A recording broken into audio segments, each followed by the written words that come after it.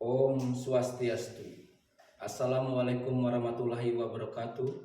Salam, namo buddhaya, salam kebajikan untuk kita semua. Rahayu, rahayu, rahayu. Yang terhormat Bapak Ibu penguji, perkenalkan nama saya I Gede Budi Arsana. NIM 2025821188 LPTK Universitas Flores. Bidang studi pendidikan sejarah.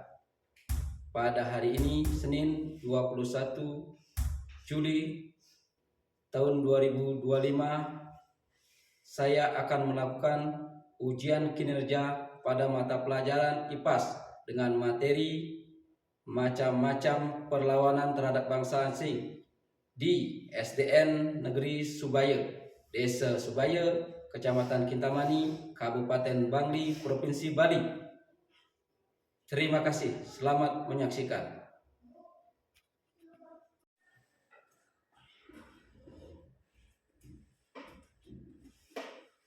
Berdiri, tangan jari. Om Swastiastu.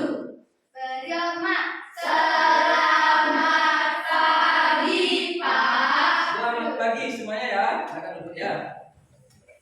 Dah, hari ini gimana? Sehat semua? Sehat. Tak ada yang sakit? Dah. Bagus, kalau tidak ada yang sakit. Nah, anak-anak, sebelum kita mengawali pembelajaran kita hari ini, mari kita berdoa terlebih dahulu ya, biar apa yang kita kerjakan hari ini dapat berjalan dengan baik. Ya, silakan kelas maju ke depan. Kita berdoa ya. Berdoa mulai.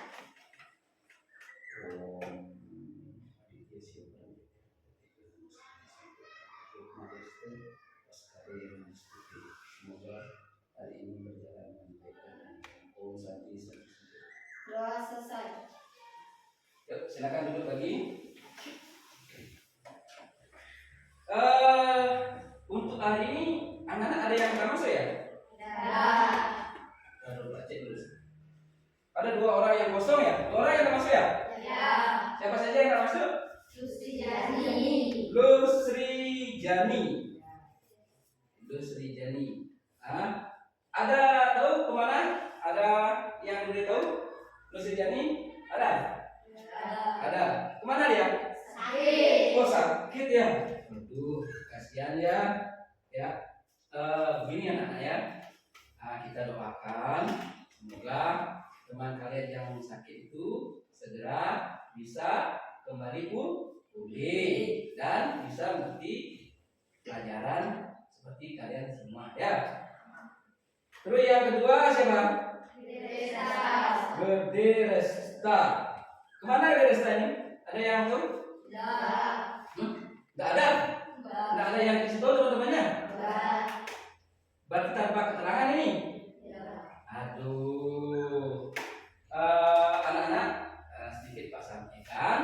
Seandainya kalau kalian misalnya tidak masuk, ada acara di rumah atau acara apapun yang dapat menghambat anak-anak untuk tidak sekolah, kalau bisa tolong dikasih tahu temannya. Kalau nggak bisa buat surat, kasih tahu aja temannya, bilang ke bapak gurunya, ke ibu gurunya, atau bilang langsung ke Pak Oleh bahwa Pak, hari ini saya tidak bisa mengikuti pembelajaran karena apa boleh ya? Saya mengerti? Bisa. Oke. Sebelum kita mengawali pembelajaran hari ini, untuk nasionalisme kita sebagai bangsa Indonesia, sebagai anak didik yang nanti sebagai garda terdepan ya dalam Republik Indonesia ini. Mari kita nyanyikan lagu nasional. Yuk, semuanya silakan berdiri. Ya, kita nyanyikan lagu nasional Garuda Pancasila. 1, 2, 3. Garuda Pancasila, akulah pendukungmu. Patriot proklamasi, sedia berkorban untukmu.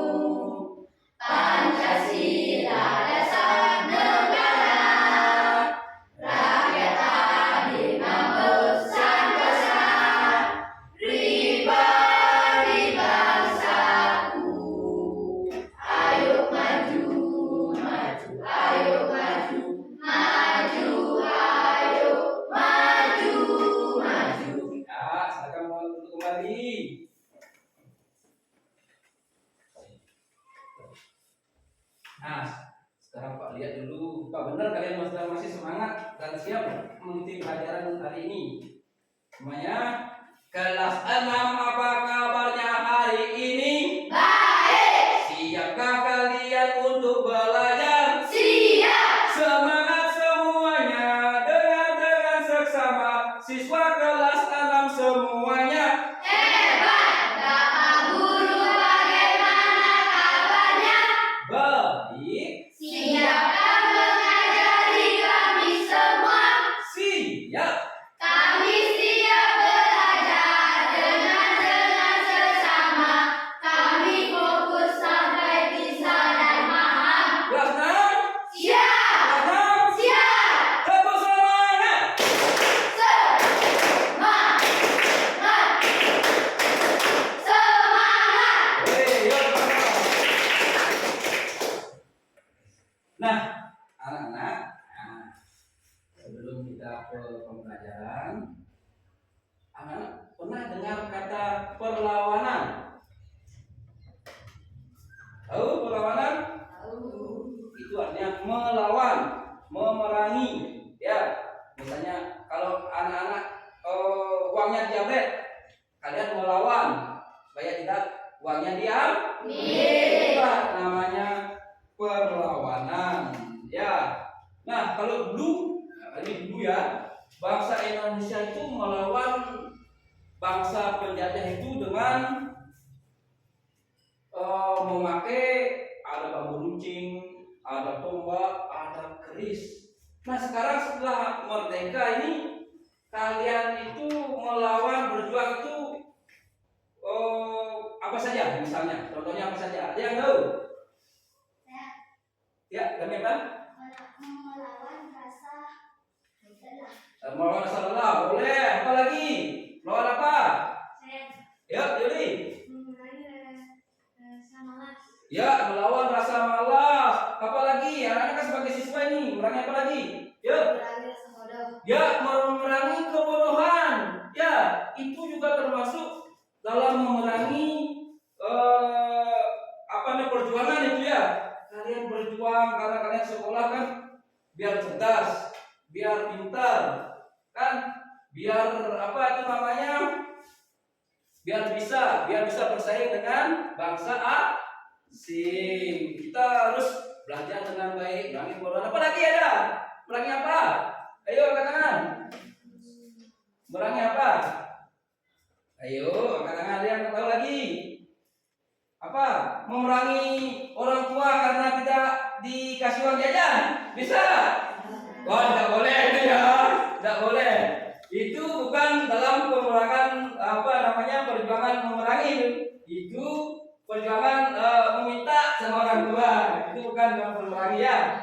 Oke, kalau gitu kita lanjut dengan materi yang Pak ajarkan hari ini, yaitu macam-macam perjuangan, macam-macam perlawanan melawan penjajah bangsa asing. Ya. Nah, tujuan pembelajarannya anak-anak bisa menjelaskan secara sederhana apa itu penjajahan dan mengapa rakyat melakukan perlawanan. Nah, menunjukkan beberapa contoh-contoh perlawanan rakyat terhadap penjajah. Terus mengenal tokoh-tokoh siapa saja sih yang berjuang melawan penjajah waktu di Indonesia waktu sebelum kita merdeka. Nah, kalian itu supaya tahu. Nah, untuk lebih jelasnya, baik kita akan lihat semuanya, lihat ke medianya ya. Apa itu perjuangan ya? Oh, udah lihat tuh Om Swastiastu ya. Selanjutnya macam-macam perlawanan terhadap penjajah. Nah, dan belajarnya kan sudah tadi. Nah, sekarang ada foto ini. Nah, ini siapa ini? Saudara Kapitan Patimura. Ya, pakai kumis. Siapa yang bapaknya berkumis? Ada ya? Ada? Ada bapaknya berkumis? Ada? Ada. Keren kan kayak ini ya? Nah, ini namanya Kapitan Patimura. Nah, perlawanan Patimura. Ini perlawanan dari Maluku. Tokoh Kapitan Patimura tahun 1400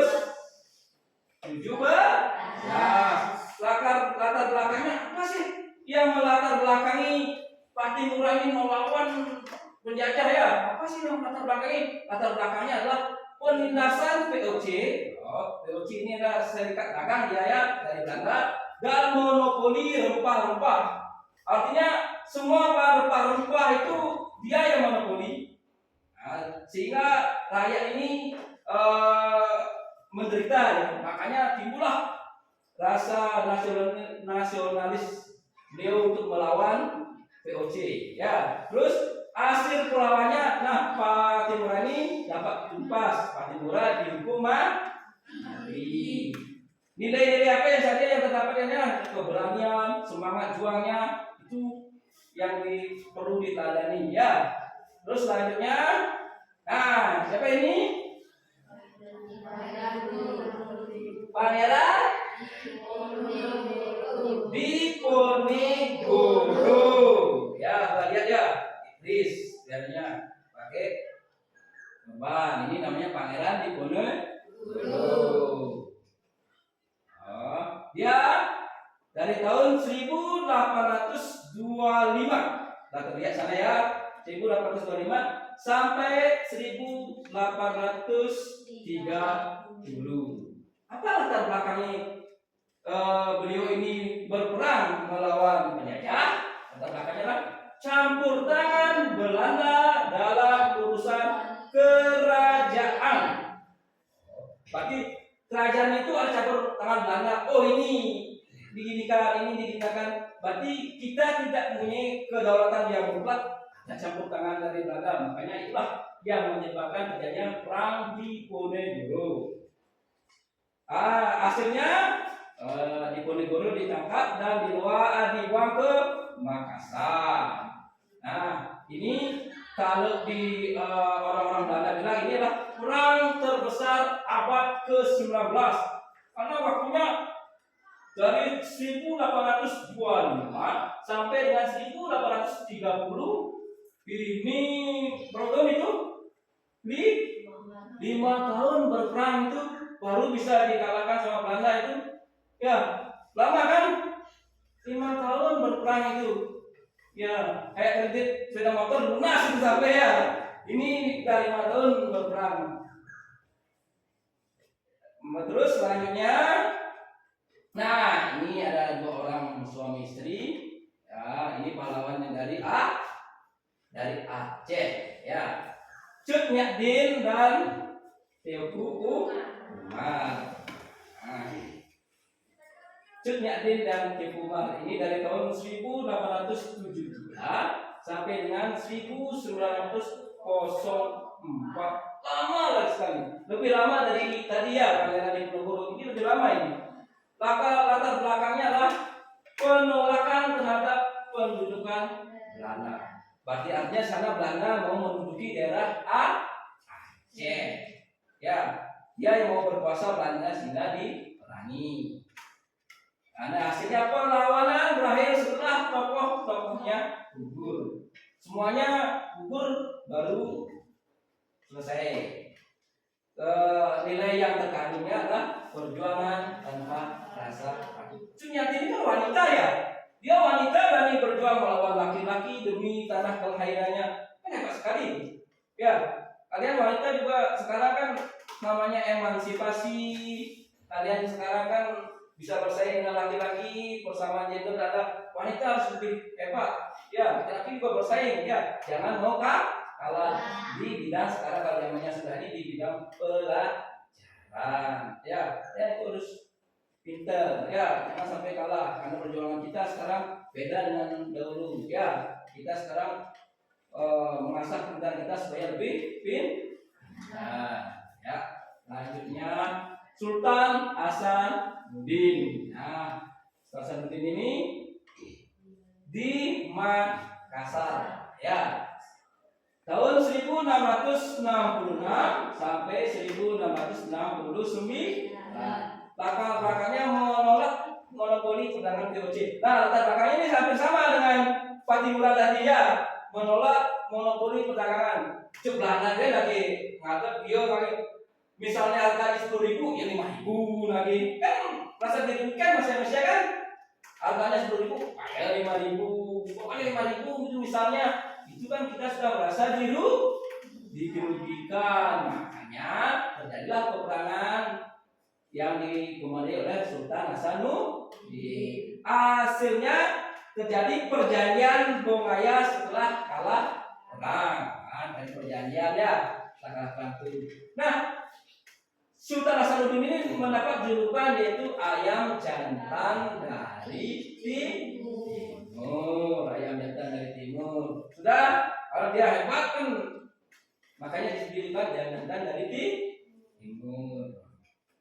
Nah, biar kalian lebih bisa menjelaskan apa materi yang Bapak ajarkan hari ini, baiklah kita akan melihat sekarang video pembelajaran biar lebih bagus ya.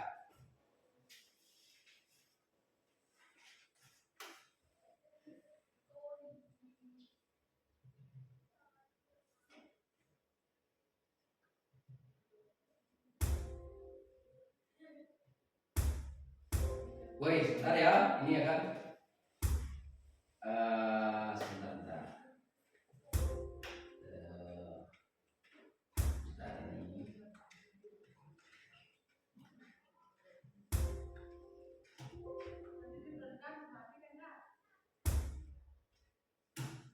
Waduh, sebentar ini.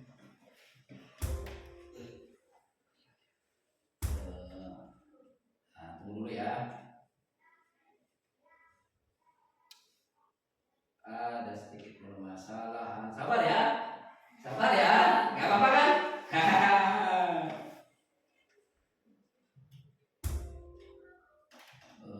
Ya benar. Oh ini ya internetnya. Sebentar ya, ini ada permasalahan di internetnya sebentar ya. Aduh, maaf Pak ya. Masalah di internet apa kan? Ya. Internetnya ini zong.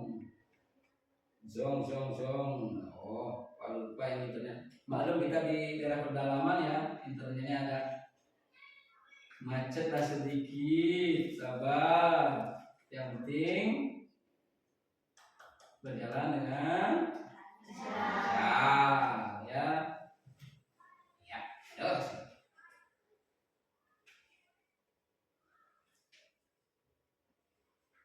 Iya, aduh bisa ya.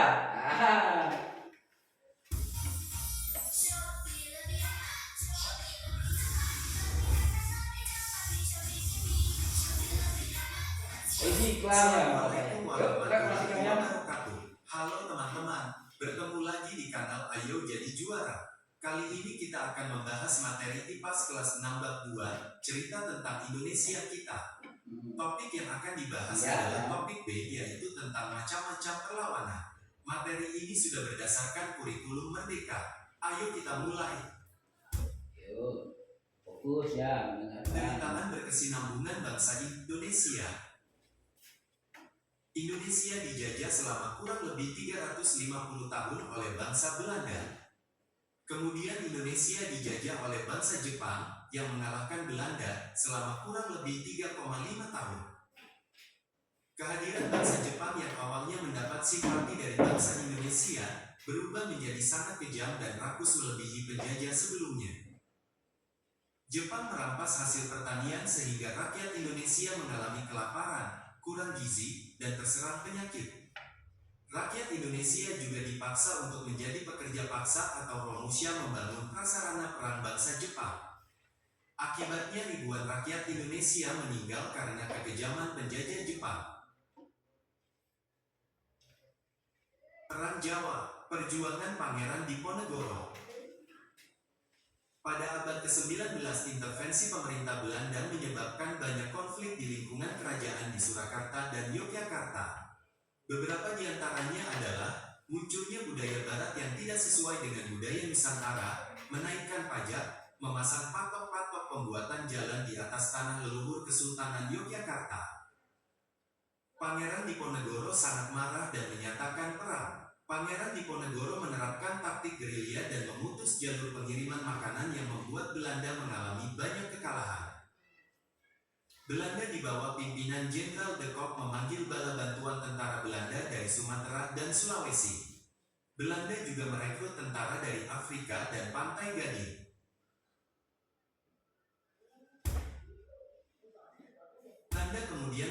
menerapkan strategi benteng stelsel dengan membangun banyak benteng untuk mempersempit ruang gerak Pangeran Diponegoro. Pangeran Diponegoro terdesak dan dipaksa berunding dengan Belanda. Di tempat perundingan, Pangeran Diponegoro ditangkap dan kemudian diasingkan ke Makassar, Sulawesi Selatan. Beliau meninggal di pengasingan pada tahun 1855. Perang Diponegoro atau Perang Jawa membuat Belanda mengalami banyak kerugian sehingga menerapkan kultur stelsel, tanam paksa, untuk mengganti kerugian dari perang ini. Perang Padri, perjuangan Tuanku Imam Bonjol. Terjadi perang antara kaum adat dengan kaum agama, Padri, di Minangkabau, Sumatera Barat yang disebabkan oleh pertentangan praktik keagamaan. Kaum adat kalah dan meminta bantuan kepada Belanda. Sebagai imbalan, Belanda meminta wilayah Minangkabau sebagai wilayah kekuasaan Belanda. Pada peperangan ini, pemimpin kaum Padri yaitu Datuk Bandaro meninggal, digantikan oleh Tuanku Imam Bonjol. Tuanku Imam Bonjol menggunakan taktik perang gerilya sehingga Belanda kewalahan dan meminta gencatan senjata pada tahun 1825.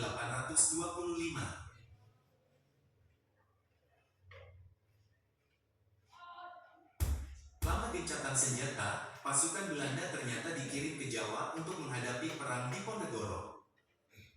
Setelah Pangeran Diponegoro kalah, pasukan Belanda dikirim balik ke Sumatera Barat. Terjadi pertempuran hebat di Agam pada tahun 1833. Tuanku Imam Bonjol ditangkap oleh Belanda pada tanggal 25 Oktober tahun 1837 dalam pertempuran. Beliau kemudian diasingkan ke Cianjur, dipindahkan ke Ambon, dan terakhir ke Manado. Tuanku Imam Bonjol wafat pada tahun 1864 dan dimakamkan di Kampung Pineleng dekat kota Manado. Masa pergerakan nasional. Bangsa Indonesia gagal mengusir penjajah karena belum ada rasa persatuan dan kesatuan atas nama bangsa. Dengan pengalaman tersebut, kaum pelajar ingin berjuang dengan cara yang lebih modern, yaitu menggunakan kekuatan organisasi. Pada masa awal pergerakan lahir organisasi pergerakan seperti Budi Utomo, Sarekat Dagang Islam, Indische Party. Pada masa awal radikal, muncul organisasi seperti Perhimpunan Indonesia, PI, Partai Komunis Indonesia, PKI. Pada masa modern di mana mereka mau bekerja sama dengan pemerintah Hindia Belanda, muncul organisasi seperti Partindo, Gabungan Politik Indonesia, GAPI, Majelis Islam A'la Indonesia, MIAI, Persatuan Pemuda Kristen, dan lain-lain. Faktor penyebab lahirnya pergerakan nasional. Beberapa faktor penyebab lahirnya pergerakan nasional tersebut yaitu 1. Sejarah kejayaan kerajaan-kerajaan Indonesia di masa lalu. 2. Penderitaan rakyat akibat penjajah. 3. Lahirnya golongan terpelajar dan cendekiawan. 4. Masuknya paham baru seperti nasionalisme dan demokrasi. 5. Kebangkitan nasional negara-negara tetangga seperti Filipina dan India. Peristiwa Sumpah Pemuda. Sumpah Pemuda dideklarasikan pada tanggal 28 Oktober tahun 1928 di Kongres Pemuda II. Selain itu, lagu Indonesia Raya ciptaan W.R. Supratman juga pertama kali diperdengarkan. Lagu Indonesia Raya pertama kali dipublikasikan di Surat Kabar Simpo dengan mencantumkan teks bahwa lagu itu merupakan lagu kebangsaan.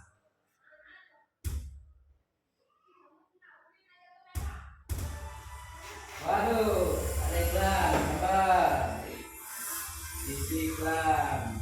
Kedatangan penjajah Jepang. Jepang menyerang pangkalan Angkatan Laut Amerika Serikat di Pearl Harbor, Hawaii, yang menandai terjadinya Perang Asia Timur Raya atau Perang Pasifik. Jepang menyerang dan menguasai Filipina, Myanmar, Malaya, Singapura, dan Indonesia dalam waktu singkat. Tanggal 1 Maret tahun 1942 Jepang mendarat di Pulau Jawa dan berhasil menguasai Batavia dalam waktu 4 hari. Tanggal 8 Maret tahun 1942 tentara Sekutu menyerah tanpa syarat kepada Jepang. Jepang menduduki Indonesia karena kekayaan alam seperti minyak bumi dan batu bara, dan juga produk pertanian yang dibutuhkan tentara Jepang. Jumlah rakyat Indonesia yang banyak juga dimanfaatkan sebagai tenaga kerja paksa atau Romusha. Rakyat Indonesia sangat menderita melebihi penjajahan sebelumnya. Di akhir 1944, Jepang mulai terdesak dan membentuk BPUPKI atau Badan Penyelidik Usaha-Usaha Persiapan Kemerdekaan Indonesia pada tanggal 29 April tahun 1945 sebagai janji kemerdekaan kepada Indonesia.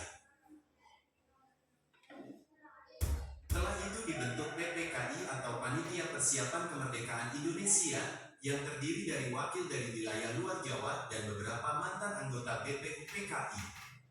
Sebelum PPKI melakukan sidang pertama, bom atom jatuh di Hiroshima dan Nagasaki dan membuat Jepang menyerah kepada Sekutu.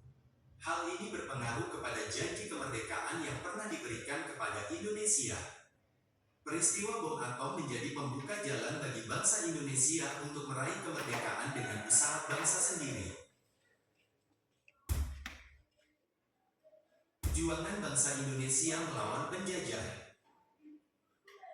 Bangsa Indonesia telah melawan penjajahan bangsa Eropa dan Jepang, akan tetapi ada beberapa perbedaan karakteristik yang diantaranya dapat dilihat pada tabel di bawah.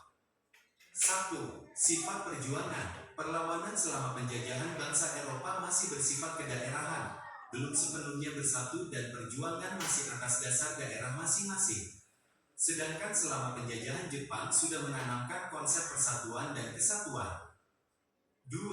Bentuk perjuangan. Perlawanan pada penjajahan bangsa Eropa menggunakan peperangan fisik, sedangkan pada penjajahan Jepang mengandalkan kecerdasan dengan menggunakan organisasi-organisasi buatan Jepang untuk mengobarkan cita-cita kemerdekaan dan mempersiapkan kemerdekaan. 3. Hasil perjuangan. Selama penjajahan bangsa Eropa, pihak Indonesia hampir selalu berakhir dengan kekalahan. Sedangkan pada penjajahan Jepang berhasil mempersiapkan segala hal yang diperlukan untuk merdeka. Demikianlah materi pembahasan kita kali ini, dan terima kasih. Jangan lupa like dan subscribe buat kalian yang sudah menyimak materi ini. Sampai ketemu.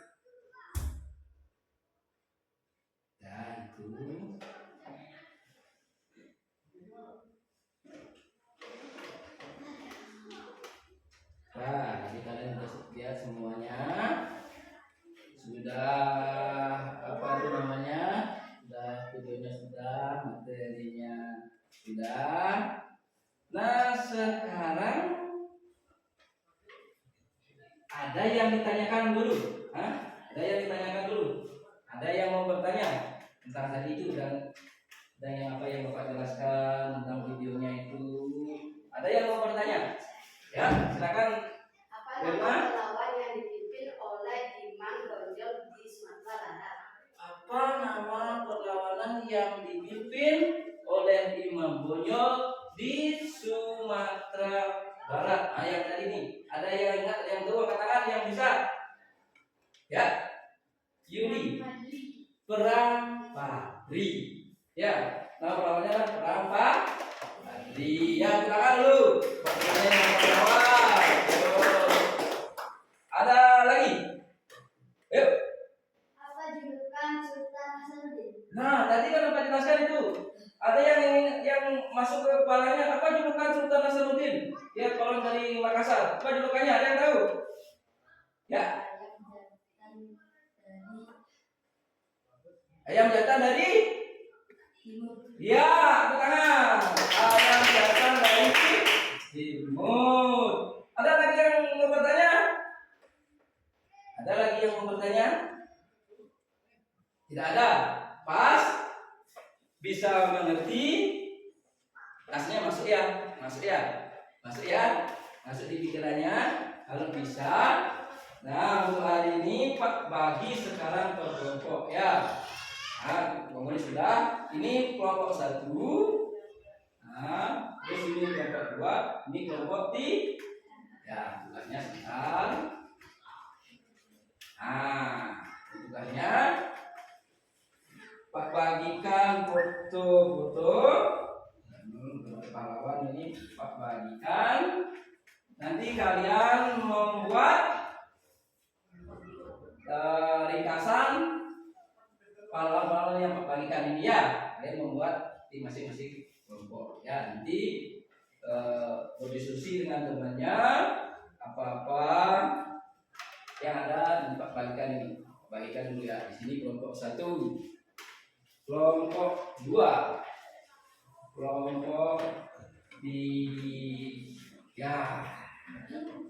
Silakan boleh buka bukunya pakai literatur ingat yang tadi juga. Silakan ya. Ayo kelompoknya ya. Dilihat.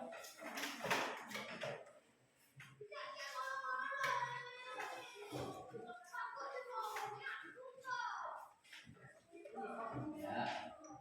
Jadi apa yang bisa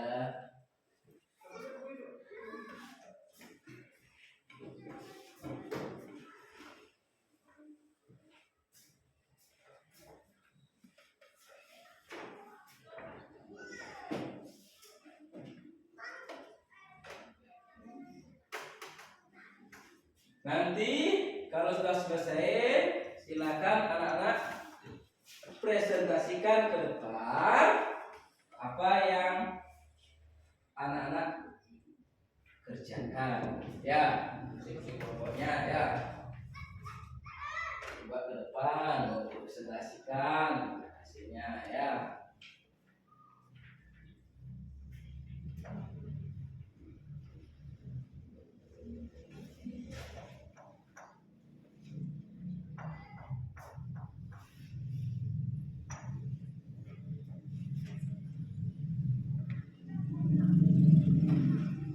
Nah ini kok ngomong sendiri, temannya lihat temannya, ya, temannya bantu temannya buat ya. Nah, itu, nah kan dari apa yang Pak bahas tadi, diskusikan.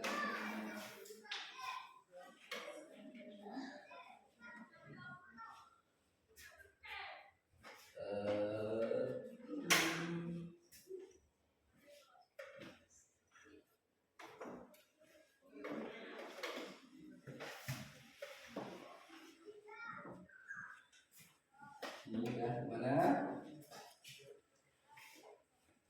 Soalnya ada dapat. Nah itu gambarnya jelas. Ya. Jangan bengong temannya Bagin. Ini kenapa bengong? Temannya Bagin jangan bengong ya. Punya dilihat ya.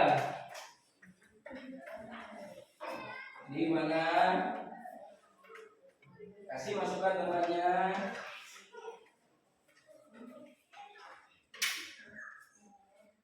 Ya.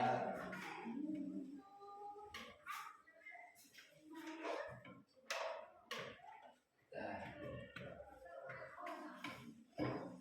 Ini mepetkan saja biar bisa temannya ya. Ya.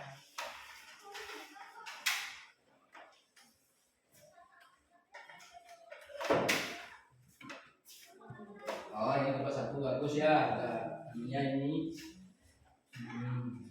Ya. Ya. Sudah. Ya. Terus.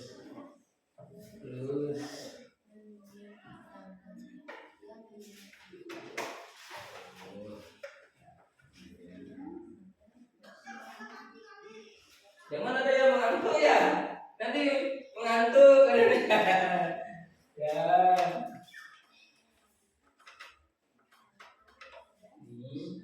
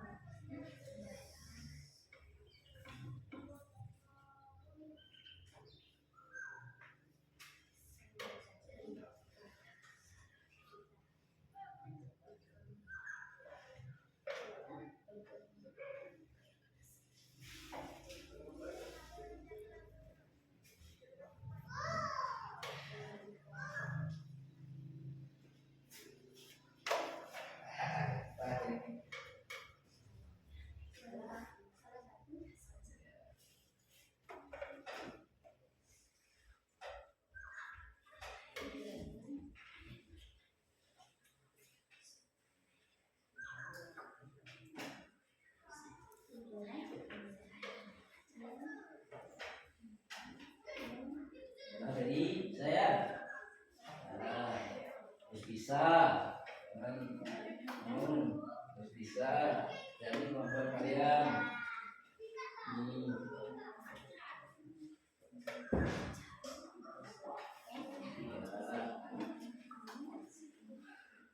Harus bisa, usahakan bisa mengalaminya. Jadi agak sulit ya, ini agak sulit ya, lumayan sulitnya, tapi bisa kan? Bisa. Terus Firna gimana, agak sulit? Nah, kita sedikit, tapi ya pelan-pelan. Karena kalian berempat ini kan bisa. Satu berbagi yang bisa, yang berbagai semuanya didiskusikan.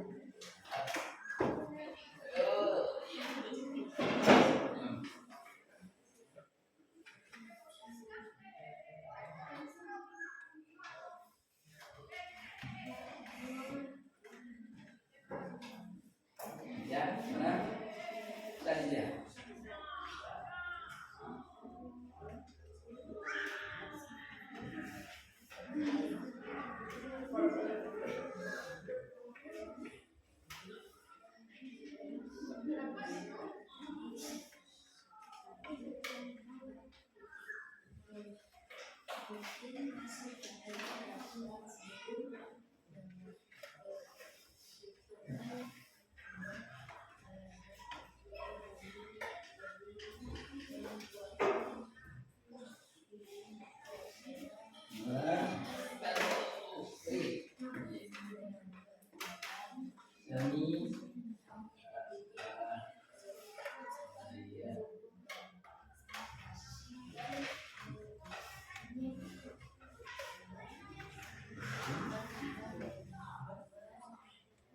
Ya.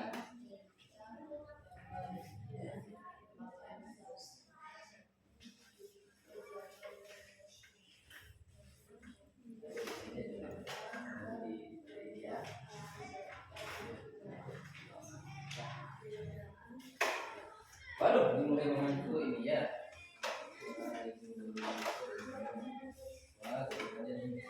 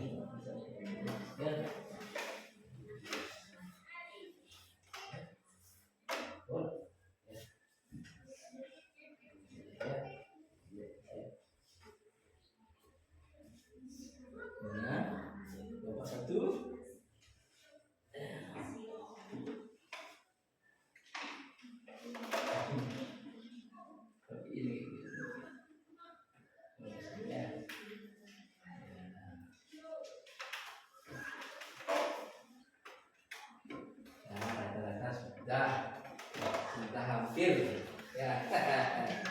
Sudah hampir. Hah? Pelan-pelan masih ada waktunya, pelan-pelan ya, pelan-pelan.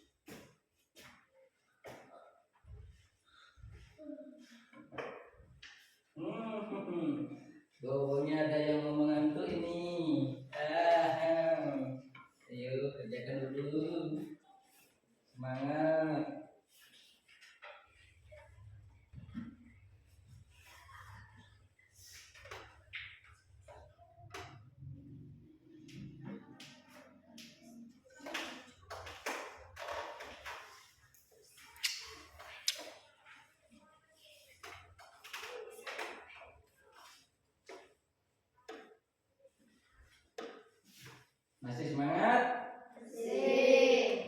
Benar?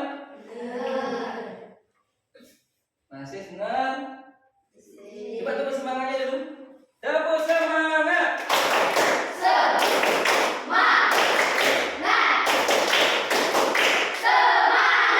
Oke, masih tetap semangat. Ayo lagi.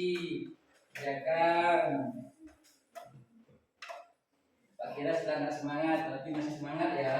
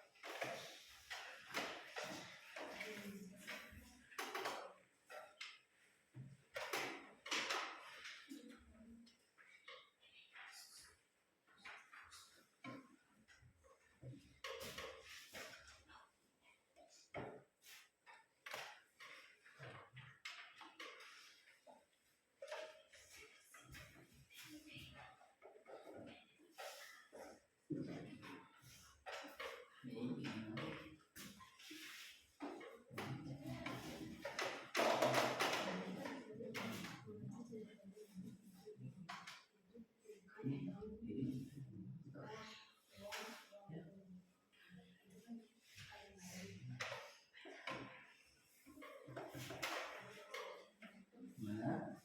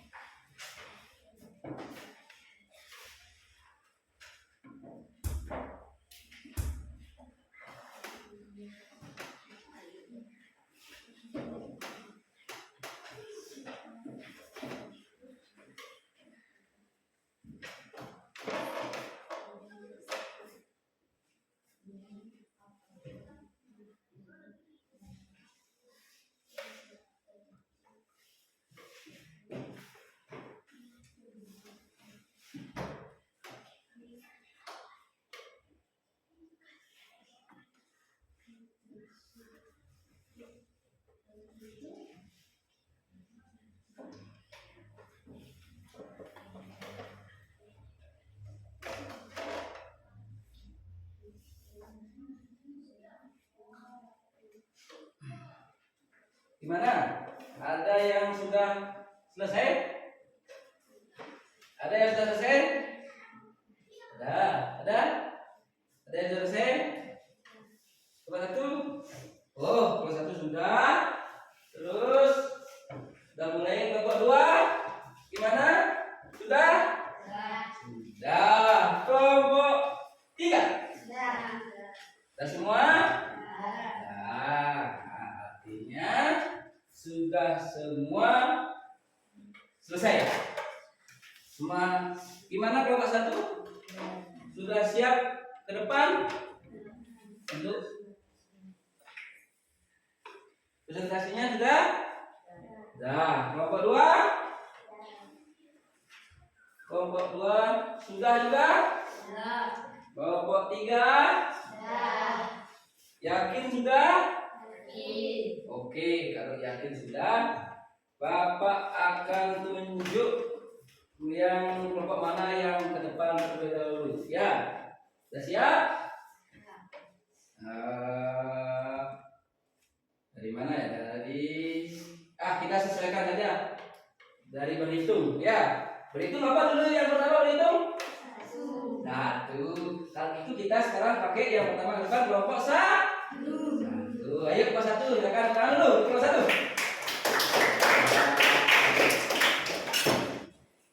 Silakan kelompok satu. Kelompok satu, dikit, maju dikit. Ya.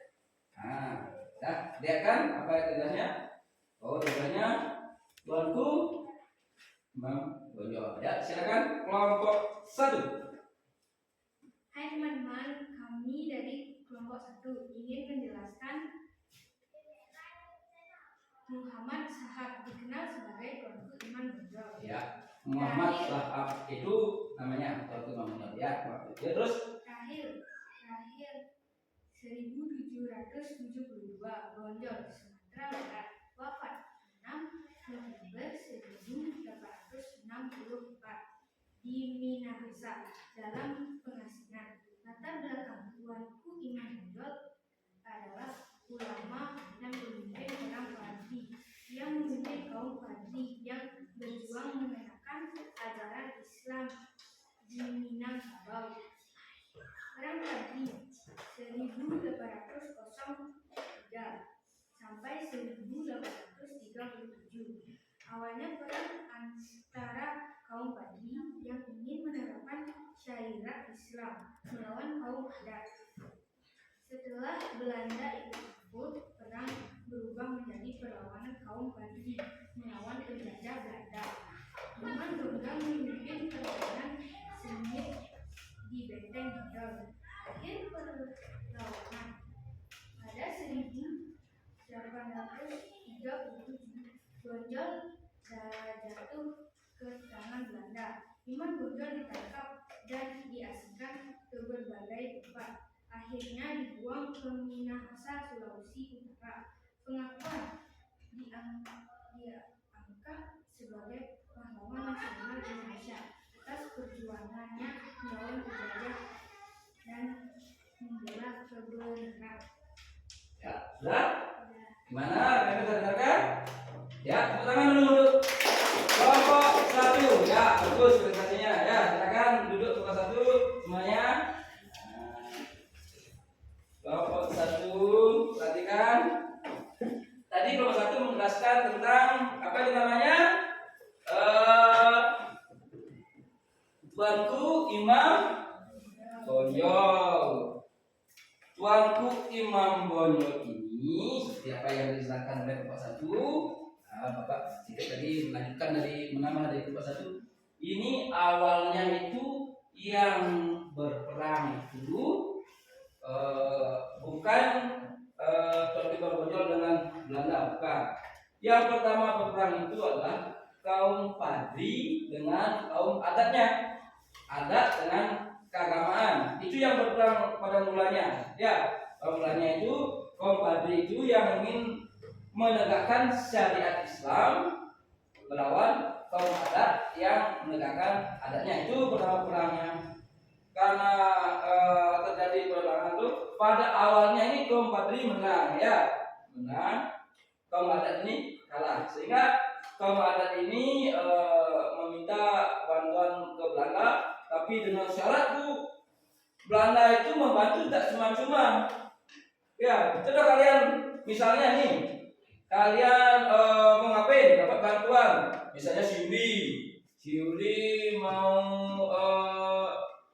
beli apa itu misalnya, dapat bantuan dari si Wirna, tapi Wirna itu tidak membantu dengan cuma-cuma. Terima kasih sama-sama, tak gitu.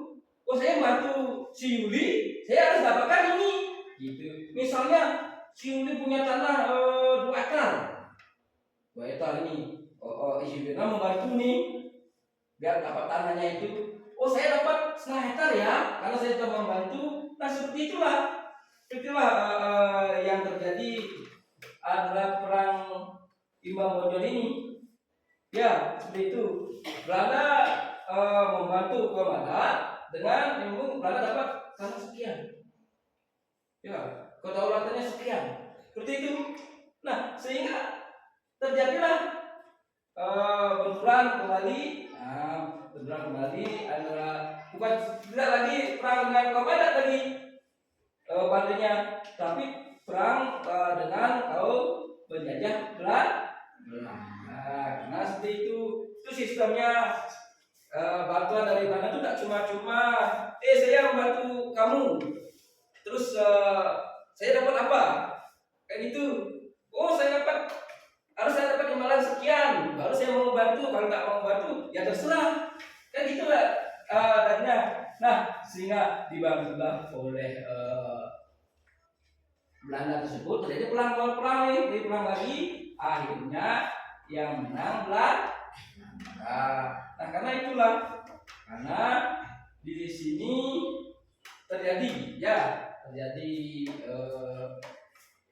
suatu nego. Pada awalnya kaum adat yang dikalahkan tapi minta bantuan ke Belanda, terjadi negosiasi ya namanya.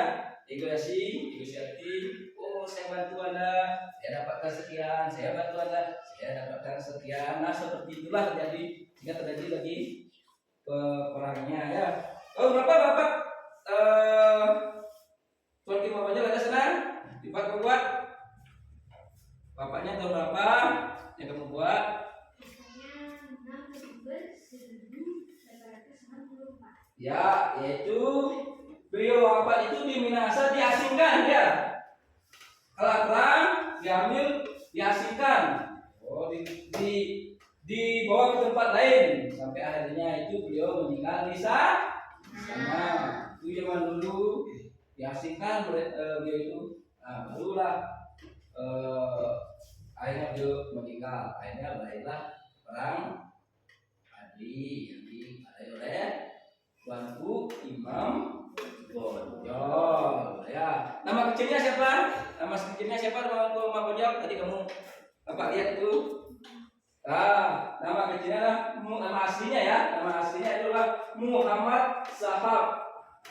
Dikenal dengan julukannya Tuanku Imam Bonjol. Bagus tuh. Nomor 1 itu sudah sampai ke nama asli, sudah dia bisa itu mencari nama asli yang itu bagus. Nomor 1 ya. Tepuk tangan lagi untuk nomor 1.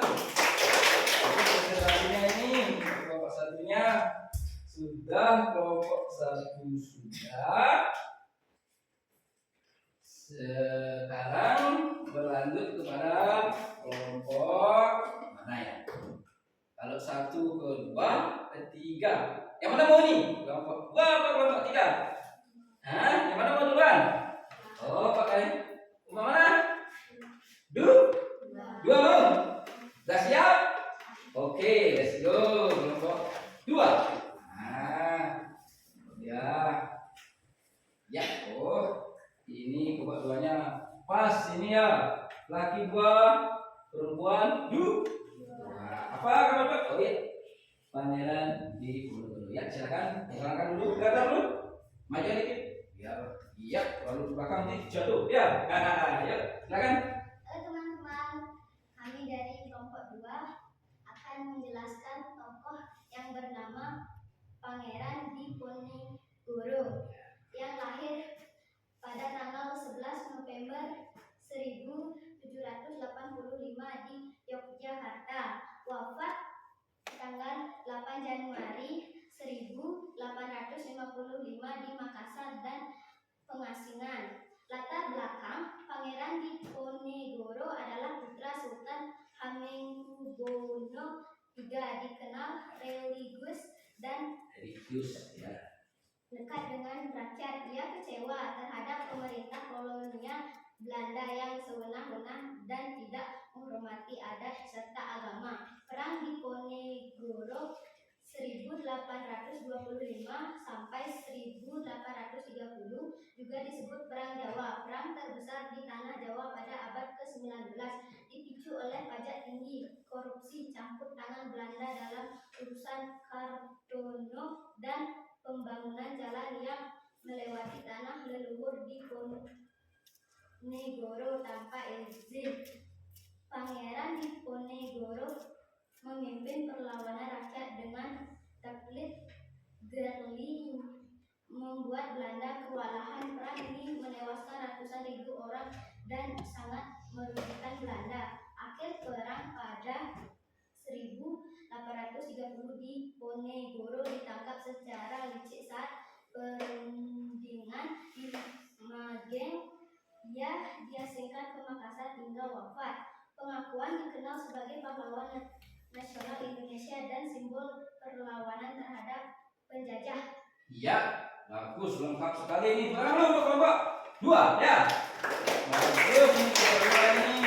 Sudah, penjelasannya sudah lengkap, terperinci. Tadi Bapak lihat di sana tadi apa itu? Perang ini banyak rumit, ya. Bukan hanya perlawanan, banyak ininya yang menyebabkan. Berarti banyak hal yang menyebabkan terjadinya pecahnya perang ini. Nah, ini perang yang terbesar di mana, di pulau? Nah, dalam sejarah mencatat inilah perang terbesar yang ada di Pulau Jawa, yaitu perlawanan siapa? Perlawanan siapa yang tadi ini?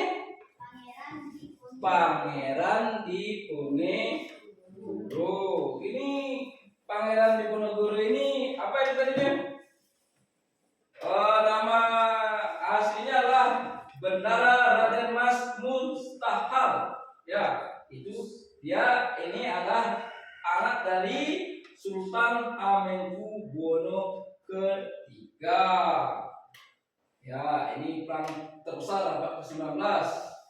Pemicunya, nah ini kan tadi sudah ada pemicunya. Apa itu pemicunya? Apa pemicunya tadi? Pemicunya apa? Pemicunya pajak tinggi, korupsi, campur tangan Belanda, Belanda semena-mena. Berarti dalam kerajaan ini kan kerajaan ini. Apa yang diadukan itu harus ada keterangan dari dari Belanda. Mau tambah pajak harus Belanda ikut, segini aja pajaknya, sehingga terjadi peperangan. Oke, sudah bisa ngerti? Kelompok 3 bagus sekali. Sekarang lanjut yang lain, kelompok 3. Ya, ayo silakan kelompok 3 maju. Kelompok 3 ya. Kelompok 3 maju. Ya, silakan kelompok 3. Ya. 3. Halo teman-teman, kami dari kelompok 3 akan menjelaskan Cut Nyadin dan Tekuin Umar. Dan Teku Umar ya, 1848 sampai 1908. Pahlawan wanita dari Aceh yang berani melawan Belanda, memulai perjuangan bersama suami pertamanya, Tengku Cek Iman.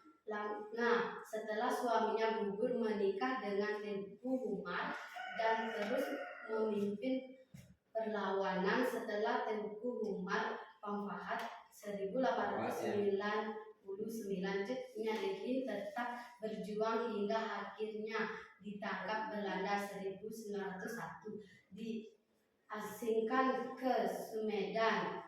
Dikenal sebagai simbol perjuangan dan semangat wanita Indonesia. Tengku Umar 1854 sampai 1899. Panglima perang dari Aceh yang terkenal cerdik dan pemberani, melawan Belanda dengan taktik pura-pura tunduk, bergabung dengan Belanda untuk mendapat senjata lalu berbalik menyerang mereka. Memimpin banyak serang gerilya melawan Belanda bersama istrinya. Cut Nyadin gugur dalam pertempuran di Muulaboh pada 1869. Keduanya dikenal sebagai pasangan pejuang Aceh yang tak gentar melawan penjajah, penuh semangat patriotisme dan berperang besar dalam perang Aceh. Ya, bukan. Bagus sekali kelompok 3 itu sudah lengkap, jelas. Cut Nyadin dan Tengku Umar ini pasangan suami istri ya. Ini menandakan bahwa tidak hanya laki-laki sebagai pejuang, wanita juga ikut berjuang melawan penjajah. Ada emansipasinya wanita dan laki-laki itu. Wanita Cut Nyadin ini semangatnya membara untuk melawan penjahat. Nah, itu bisa dimengerti semuanya. Tadi sudah dijelaskan Cut Nyak Din dan Teuku Umar ini sistemnya gerilya. Ya, sepertinya itu gerilya ya, perang sini gitu. Ini perang paling lama di perangnya ya. Dari tahun berapa kamu catat tadi itu? Perangnya dari tahun lama ini 848 sampai 1908. Ini paling lama. Ya. Nah, dari semuanya, kita simpan dulu ya semuanya. Dari semuanya, simpulannya adalah itu. Semuanya itu adalah perlawanan terhadap bangsa asing untuk tanah kelahirannya. Ya, kita berjuang untuk tanah kelahiran kita dengan apa? Dengan perjuangan, nama berjuang. Kalau sekarang berjuangnya itu, misalnya kita berjuang mendapatkan prestasi yang bagus, biar tanah kelahiran kita bangga, ya. Misalnya di akademi atau di non akademi, ya masih semangat nih. Coba dulu tepuk TPK. Religius, nasionalis, mandiri, gotong royong, integritas. Kelas 6. Siap, Kelas 6. siap, Kelas 6. luar biasa. Ayo kita semua. Sudah mulai bagus nih ya. Udah mulai ini sudah hampir di akhir pembelajaran kita. Nah, karena ini sudah hampir tadi yang Pak jelaskan. Nanti untuk minggu depan kita berlanjut dengan masa perayaan mau kemerdekaan. Terus sekarang ini tadi sudah perlawanan yang ada di daerah.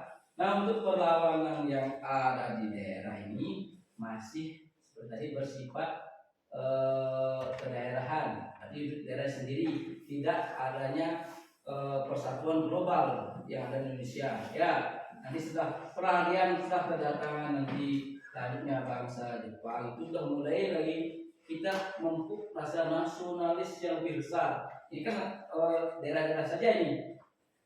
Baru daerah Jawa, daerah Aceh, daerah Maluku, Kabupaten Batimura, daerah Makassar, Sultan Hasanuddin, masih bersifat kedaerahan.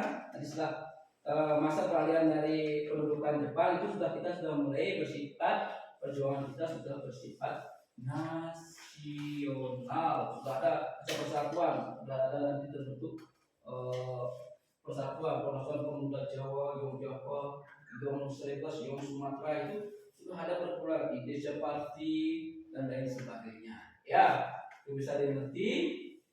Bisa?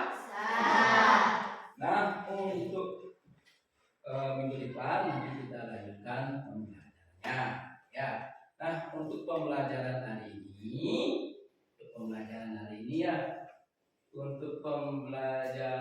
hari ini, kita akhiri sampai di sini.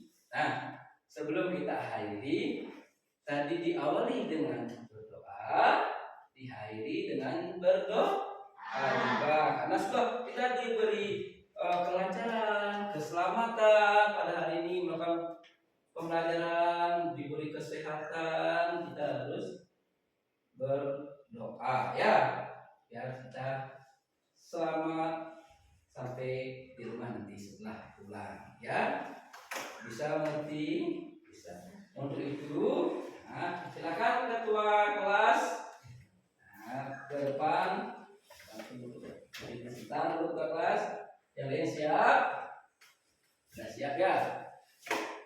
Untuk berdoanya, yuk silakan. Berdoa mulai.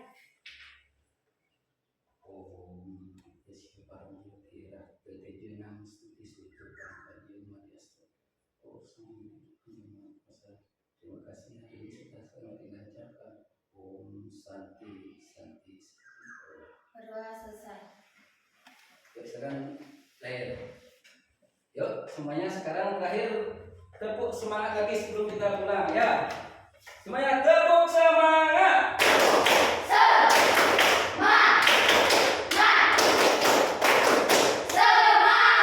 Oke, silakan semua. Silakan dapatkan bukunya. Kita pulang ya. Berdiri.